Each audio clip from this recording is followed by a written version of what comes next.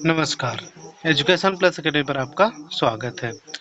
तो आज की इस वीडियो में हम लोग क्लास 10th एनसीईआरटी गणित का सॉल्यूशन करने वाले हैं एक्सरसाइज 1.2। तो एक्सरसाइज 1.2 से पहले हम लोग अभाज्य संख्या और भाज्य संख्या के बारे में जानेंगे। तो आइए देखिए अभाज्य संख्या क्या होता है। अभाज्य संख्या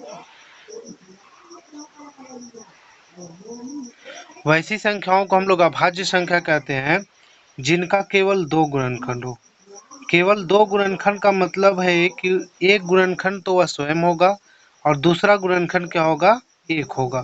तो केवल दो गुणनखंड वाले संख्याओं को हम लोग क्या कहेंगे, अभाज्य संख्या कहेंगे। या फिर हम लोग इस रूप में भी कह सकते हैं कि वैसी संख्या जो एक से और अपने आप से विभाजित हो उसे हम लोग क्या कहेंगे, अभाज्य संख्या कहेंगे। एग्जाम्पल के रूप में हम लोग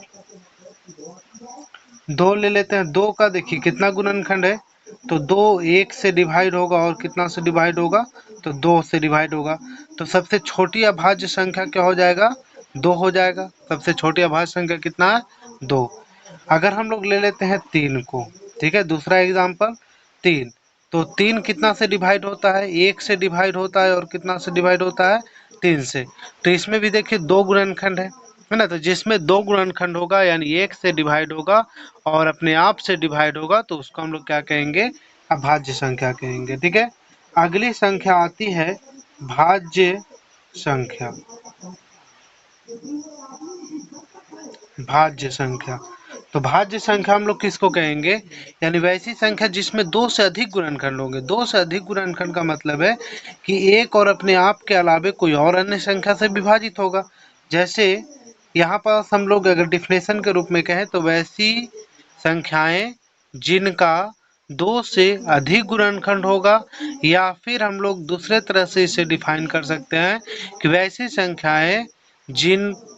संख्याएं जो एक और अपने आप को छोड़कर अन्य संख्याओं से भी विभाजित हो तो उसे हम लोग क्या कहेंगे, भाज्य संख्या कहेंगे। ठीक है, तो दो से अधिक गुणनखंड है ना, भाज्य संख्या क्या क्या हो जाएगा, दो से अधिक गुणनखंड वाली संख्याओं को हम लोग क्या कहेंगे, भाज्य संख्या कहेंगे। तो एग्जाम्पल के रूप में एग्जाम्पल ले लेते हैं, जैसे चार का। चार में दो से अधिक होगा, ये एक से कटेगा, दो से कटेगा और कितना से कटेगा, चार से कटेगा। तो ये देखिए दो से अधिक गुणनखंड है कि नहीं, दो से अधिक गुणनखंड देखिए एक दो तीन गुणनखंड हो गए।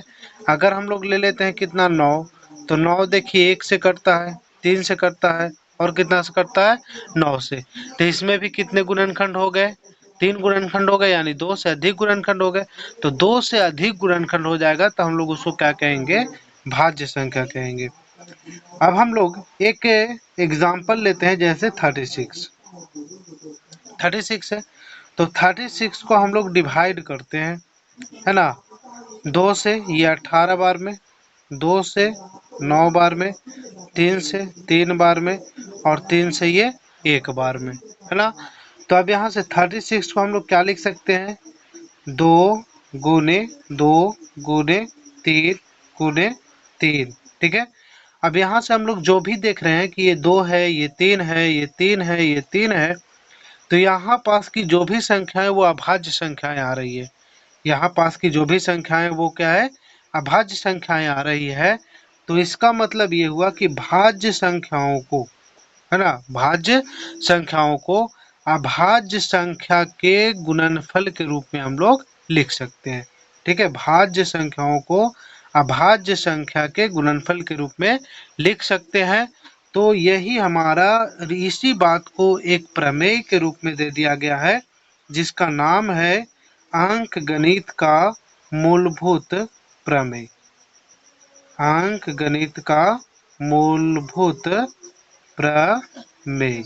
ठीक है, तो इस प्रमेय को भी हम लोग आइए समझ लेते हैं, क्या है ये प्रमेय। तो अंकगणित का मूलभूत प्रमेय, आइए हम लोग इसे समझते हैं। तो अंकगणित का मूलभूत प्रमेय यही है कि कोई भी अगर संख्या लेंगे, कोई भी भाज्य संख्या लेंगे, ठीक है, तो उसे अभाज्य संख्या के गुणनफल के रूप में व्यक्त कर सकते हैं और वो अभाज्य गुणनखंड क्या होगा, यूनिक होगा। यूनिक का मतलब है कि उसके अलावा और भी कोई दूसरे गुणनखंड नहीं होंगे, ठीक है, वही गुणनखंड होगा और उसके पास कोई दूसरे गुणनखंड नहीं होंगे, बस क्रम उल्टा पलटा हो सकता है। जैसे मान लेते ये 36 हम लोगों ने लिया था, तो 36 का गुणनखंड क्या हो जाएगा, इसको हम लोग 3 गुने 2 गुने 2 गुने 3 इस प्रकार से कर सकते हैं। तो हमारा देखो उसमें संख्याएं तो वही है, वही अभाज्य संख्याएं हैं, लेकिन सिर्फ इसमें ऑर्डर चेंज हो गया है ना। तो अंक गणित का मूलभूत प्रमेय में क्या है कि जो भी भाज्य संख्याएं हैं उसे हम लोग किस रूप में लिख सकते हैं, तो अभाज्य संख्याओं के गुणनफल के रूप में लिख सकते हैं।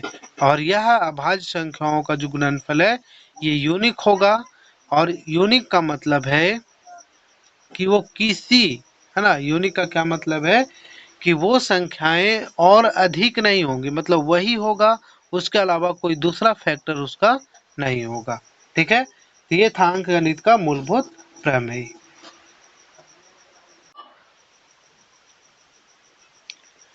आइए अब हम लोग देखते हैं प्रश्नावली 1.2। पहला क्वेश्चन, निम्नलिखित संख्याओं को क्या करना, अभाज्य संख्या के गुणनखंड के रूप में लिखना। तो एक नंबर का एक देखिए, क्वेश्चन नंबर वन का एक क्या है, 140 है। कितना है, 140। तो इसे हम लोग को क्या लिखना है, अभाज्य गुणनखंड के रूप में लिखना है। तो अभाज्य गुणनखंड के रूप में लिखने के लिए हम लोग क्या करेंगे, इसे अभाज्य गुणनखंड निकाल लेंगे। 2 से इसको लगाएंगे कितने बार में, ये 70 बार में जाएगा। 2 से ये 35, अब 2 से नहीं लगेगा, 5 से लगाएंगे 7, अब इसको 7 से लगाएंगे 1 बार में। तो ये 140 का अभाज्य गुणनखंड क्या हो जाएगा, 2 गुने 5 गुने 7, ठीक है। इसको हम लोग इस प्रकार से भी लिख सकते हैं, 2 गुने 2 को मिल करके 2 का पावर 2 हो जाएगा, गुने 5 गुने 7, है ना। इस प्रकार से भी हम लोग इसको लिख सकते हैं। आइए देखते हैं क्वेश्चन नंबर 1 का 2 क्या है, 156। तो 156 का गुणनखंड निकाल देंगे, 156। तो सबसे पहले हम लोग छोटी संख्या से डिवाइड करेंगे। 2 से डिवाइड नहीं होगा, तो 3 से नहीं होगा, तो 4 से नहीं, मतलब अभाज्य संख्याओं से ही डिवाइड करना है। तो 2 से इसको 2 सते 14, 1 6, 2 आठे कितना हो जाएगा 16, फिर 2 से लगाएंगे तो ये 39, फिर अब 2 से डिवाइड नहीं होगा तो 3 से लगाएंगे, ये 13 बार में कटेगा, और ये 13 को कितना से लगाएंगे, 13 से एक बार में। तो 156 की वैल्यू कितना आ जाएगा हमारे पास, 2 गुने 2 गुने 3 गुने 13। तो 2 गुने 2 मतलब 2 का स्क्वायर, और 3 गुने क्या हो जाएगा 13। तो 2 गुने 2 को 2 का स्क्वायर लिखेंगे, 3 का 3 और 13 का 13। तो इस प्रकार से भी हम इसे लिख सकते हैं। आइए देखते हैं क्वेश्चन नंबर इसका 3 नंबर में। क्वेश्चन में क्या है, 38 25। 38 25। तो 38 25 को हम लोग गुणनखंड करते हैं, गुणनखंड निकालते हैं 38 25 का। तो 2 से तो नहीं लगेगा, 3 से देखते हैं, 5 2 7 3 10 8 18, 3 से लग जाएगा, 3 इकाई 3, 3 दूनी 6, 2 2 3 सते 21, 1 5, 3 पचे कितना हो जाएगा 15। फिर 3 से लगाएंगे तो 3 चौके 12, 3 दूनी 6, 3 पचे 15। 3 से नहीं लगेगा, 5 से लगाएंगे, 3 5 से, तब 5 पनी 8 40, और 2 5 5 25 हो जाएगा। फिर 5 से लगाएंगे तो ये 17 हो जाएगा, ठीक है। तो 38 25 बराबर लिख देंगे 3 गुने 3 गुने 5 गुने 5 गुने 17, ठीक है। 3 गुने 3 गुने 5 गुने 5 गुने कितना हो जाएगा 17। अब यहाँ से हम लोग इस प्रकार से भी इसको लिख सकते हैं, 3 की संख्या 2 है तो 3 का पावर 2 लिख देंगे, 5 की संख्या 2 है तो 5 का पावर 2 लिख देंगे, और 17 की संख्या एक बार है तो 17 लिख सकते हैं, या 17 का पावर 1 भी लिख सकते हैं, ठीक है। ये था क्वेश्चन नंबर 1 का 3। आइए देखते हैं क्वेश्चन नंबर 4। देखिए क्वेश्चन नंबर 4 कितना है, 5005 है, 5005 5 है। तो 5005 का हम लोग क्या करेंगे, अभाज्य गुणनखंड निकालेंगे। तो ये 2 से तो लगेगा नहीं, 3 से भी नहीं लगेगा, 5 से लगाएंगे। तब 5 से लगाएंगे तो ये कट जाएगा 0 0 1। अब ये 5 से भी नहीं लगेगा, अब ये किससे कटेगा, तो 7 से लगाइए। तो 7 इकाई 7, 3 0 7 चौ 28, 2 1 कट जाएगा। 7 से लगाएंगे तो 7 इकाई 7, 3 0 7 चौ 28 और 2 1 और तो सतिया 21, कितना आ जाएगा 143। अब ये किससे डिवाइड होगा, 7 से डिवाइड नहीं होगा। तो 7 8 से नहीं, 9 से भी नहीं होगा, 10 11 से डिवाइड करते हैं, 11 से। तो 11 का हो जाएगा 133, 11 से हो जाएगा, यानी कि 11 वन जा 11, 3 3 इकतीस 33 हो जाएगा, यानी 13 बार में। फिर 13 से डिवाइड कर देंगे इसको कितने बार में, एक बार में। ठीक है। अब यहाँ से हम लोग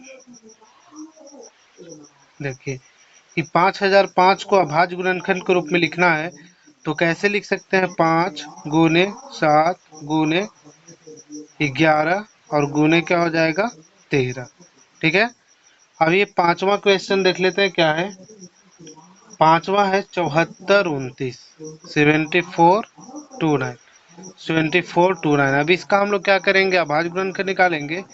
तो ये लगेगा कितना से, 2 से तो नहीं लगेगा, 3 से, 3 से भी नहीं लगेगा, 4 से तो लगाना ही नहीं है, काय का अभाज्य संख्या से लगाना है, 5 से भी नहीं लगेगा, 6 से तो लगाना ही नहीं है, 7 से तो 7 इकाई 7 7 चक 42 नहीं लगेगा, 11 से लगाएंगे तो नहीं लगेगा, 13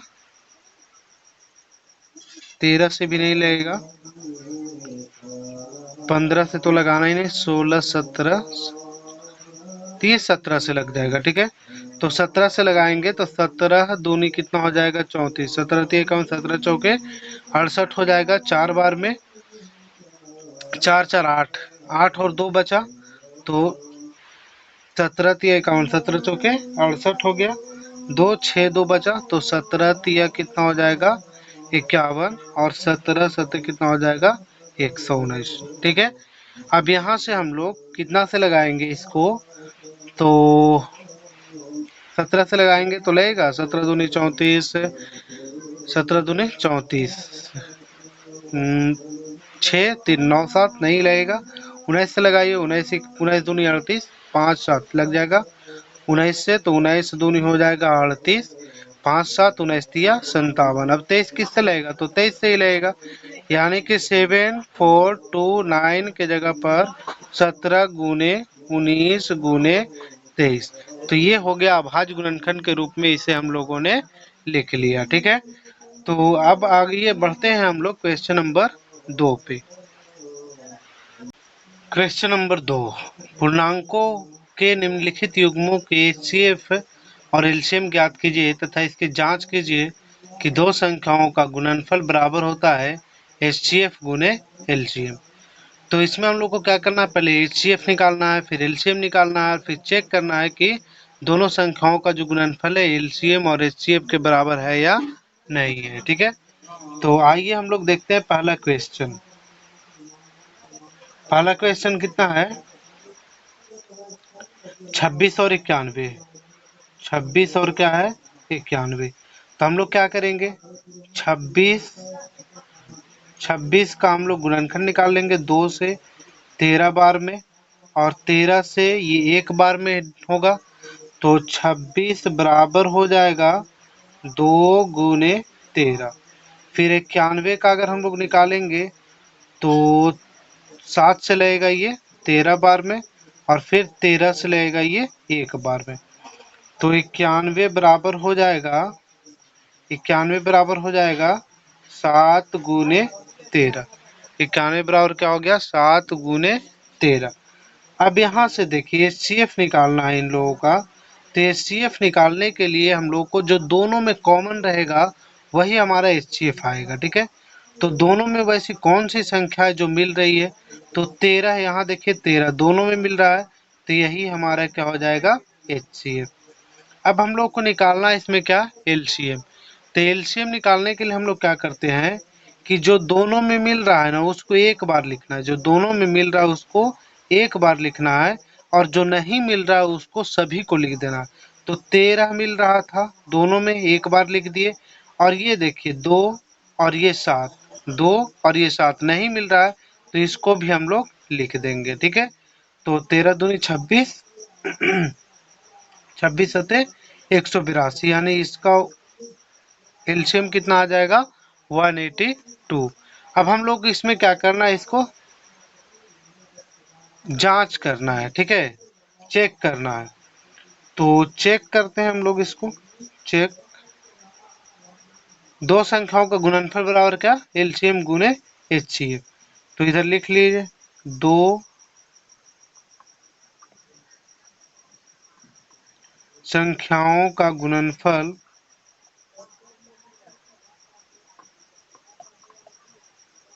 बराबर होता है एचसीएफ गुने एलसीएम। ठीक है, तो दो संख्याओं का गुणनफल बराबर होता है एचसीएफ गुने एलसीएम। तो इसका देखिए संख्या क्या है, 26 और 91 है, यानी 26 गुने 91 करेंगे, और एचसीएफ गुने एलसीएम, एचसीएफ कितना है 13, और गुना करेंगे इसे 182 से। तो 26 में अगर हम लोग 91 से गुना करेंगे तो ये आ जाएगा कितना 2366, और इधर से भी हमारा क्या आ जाएगा 2366। ठीक है, तो दोनों तरफ से हम लोगों का क्या आ गया, बराबर आ गया। तो यहाँ से हम लोग इसको लिख देंगे चेक्ड, यानी कि इसे हम लोगों ने चेक कर लिया कि बिल्कुल हमारा एलसीएम और एचसीएफ सही है। आइए देखते हैं क्वेश्चन नंबर 2।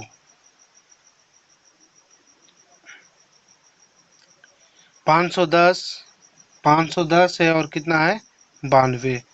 तो 510 और 510 और 92 है, तो 510 का हम लोग निकाल लेंगे। 2 से लगाएंगे इसको तो ये हो जाएगा 25 दूनी 50, 25 दूनी 50, 200 200 कितना हो जाएगा 55। ठीक है, फिर हम लोग 5 से लगाएंगे, 5 25 51, फिर 3 से लगाएंगे 17 बार में, फिर 17 को लगाएंगे एक बार में, और हम लोग कितना को लगाएंगे 92 को, 92 का गुणनखंड निकाल लेते हैं। 2 से लगाएंगे इसको तो 46 बार में, 2 से लगाएंगे 23 बार में, और 23 से लगाएंगे एक बार में, है ना। तो 510 का गुणनखंड लिख लेंगे कितना, 2 गुने 5 गुने 3 गुने 17, 2 गुने 5 गुने 3 गुने 17। अब हम लोग लिख लेंगे किसका गुणनखंड 92 का। तो 92 का गुणनखंड क्या है, 2 गुने 2 गुने 2 गुने 2 गुने कितना 23। अब इसका एचसीएफ निकालना है, तो एचसीएफ वही होगा जो दोनों में कॉमन होगा, जो दोनों में मिलेगा। तो देखिए ये दो दोनों में मिल रहा है, 2 मिल रहा है, और क्या मिल रहा है देखिए 5 यहाँ नहीं मिल रहा है, 3 भी नहीं मिल रहा है, 17 भी नहीं मिल रहा है, 23 भी दोनों में नहीं मिल रहा है। तो एचसीएफ तो 2 ही होगा। एलसीएम निकालिए, एलसीएम तो जो मिल रहा है उसको तो हमको एक बार लिखना है, जो मिल रहा है उसको एक बार लिखेंगे, और जो नहीं मिल रहा उन सबों को लिखना है। तो 2 मिल रहा था तो एक बार लिख दिए। अब ये 2 नहीं मिल रहा है तो इसको लिख देंगे। 5 नहीं मिल रहा है तो 5 को भी लिख देना है, 3 को भी लिख देना है, 17 भी नहीं मिल रहा है 17 को भी लिख देंगे, और 23 भी नहीं मिल रहा है 23 को भी लिख देंगे। तो इन सबों को अगर हम लोग गुना करेंगे, इन सबों को गुना करेंगे तो ये आ जाएगा कितना 23,460, ये एलसीएम आ गया। ठीक है, अब हम लोग को यहाँ से चेक करना है इसको। तो चेक किस प्रकार से करेंगे, तो चेक करने के लिए हमारे पास है संख्याओं का गुणनफल, संख्याओं का गुणनफल बराबर होता है एलसीएम गुने एचसीएफ। ठीक है, संख्याओं का गुणनफल बराबर क्या होता है एलसीएम गुने एचसीएफ। तो संख्याएं कितना हमारे पास 510 है और 92 है, दोनों को गुना कर देंगे। एलसीएम कितना आ गया, एलसीएम आ गया 23,460, और गुना कर देंगे इसको एचसीएफ से 2 से। तो 510 में 92 से गुना करेंगे हम लोग तो ये आ जाएगा 46,920, और इसको अगर गुना करेंगे तो ये भी आ जाएगा 46,920। तो इस प्रकार से दोनों तरफ से हम लोगों का क्या आ गया, बराबर आ गया। तो इसको हम लोग क्या लिख देंगे, चेक। ठीक है, आइए देखते हैं क्वेश्चन नंबर 3। 336 है और फिर कितना है 500, 336 है और फिर 54 है।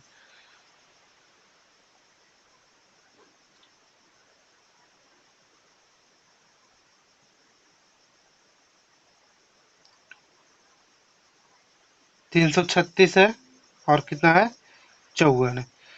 तो इसमें हम लोग को क्या करना है, 336 का गुणनखंड निकाल लेंगे। ठीक है, तो 336 का गुणनखंड निकालेंगे तो 2 से लगाएंगे इसको। 336 का गुणनखंड निकालेंगे 2 से लगाएंगे तो 2 से ये हो जाएगा कितना बार में, 18 दूनी कितना 36, 1 6, 2 8 कितना हो जाएगा 16। फिर यहाँ से 2 से लगाएंगे, 2 9 18, 2 चौके 8, 94 हो जाएगा। 336 है ना, 2 से 18 दूनी 36, सॉरी 2 से करेंगे तो 18 दूनी 16 दूनी 32 होगा, 1 6 2 8 16 होगा। 2 से लगाएंगे 2 8 16 और फिर 2 चौके 8, 2 से लगाएंगे इसको तो ये हो जाएगा कितना 42। फिर 2 से लगाएंगे 21 बार में, 3 से लगाएंगे 7 बार में। ठीक है, तो 7 को लगाएंगे तो 1 बार में आएगा। 336 का निकल गया। फिर 54 का निकाल लेंगे, 2 से 27, 3 से 9, फिर 3 से 2 से 27, 3 से 9, फिर 3 से 3 बार में। ठीक है, फिर 3 को लगाएंगे 1 बार में, यानी कि 336 का गुणनखंड बराबर हो जाएगा कितना, 2 का पावर कितना है 4, 2 का पावर 4 और गुना 3 और गुना 7।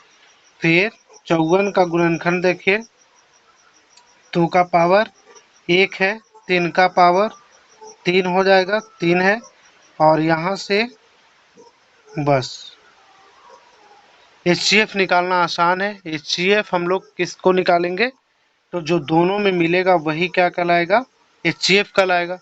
तो दोनों में कौन सी संख्या है जो मिलेगी, तो 2 का पावर 4 है, 2 का पावर 1 है। ठीक है, तो 2 का पावर 4, 2 का पावर 1 में यहाँ से अगर घात के रूप में हम लोग लिख लेते हैं तो घात के रूप में जिसका घात सबसे छोटा होगा उसको लेंगे। यहाँ से देखिए 3 का घात 3 है, 3 का घात 3 और 3 का घात कितना है 1, तो छोटा वाला घात कौन हो जाएगा 3 का घात 1, यानी 3 दूनी कितना हो जाएगा 6। इसका HCF कितना आ गया 6। अब इसका हम लोग LCM निकालेंगे, तो देखिए यहाँ निकाल लेते हैं इसका एलसीएम। एलसीएम क्या हो जाएगा, सबसे बड़ा वाला घात लेना है तो 2 का पावर 1 है, 2 का पावर 4 है तो 2 का पावर 4 लेंगे। 3 का पावर 3 है, 3 का पावर 1 है तो बड़ा वाला घात लेंगे 3 का पावर 3, और जो नहीं मिलेगा उसका भी घात लेना है। तो 7 का नहीं मिल रहा था तो इसको हम लोग ले लेंगे। अब यहाँ से 2 का पावर 4, 3 का पावर 3 और 7, अगर इसे हम लोग गुणा करेंगे तो ये कितना आ जाएगा 3024। और फिर इसको हम लोग को वेरीफाई कर लेना है, दोनों संख्याओं का गुणनफल बराबर एलसीएम गुने एचसीएफ। तो आज की वीडियो में इतना ही। अगर वीडियो अच्छा लगे तो इसे लाइक कीजिए, चैनल को सब्सक्राइब कीजिए और इसे शेयर कीजिए।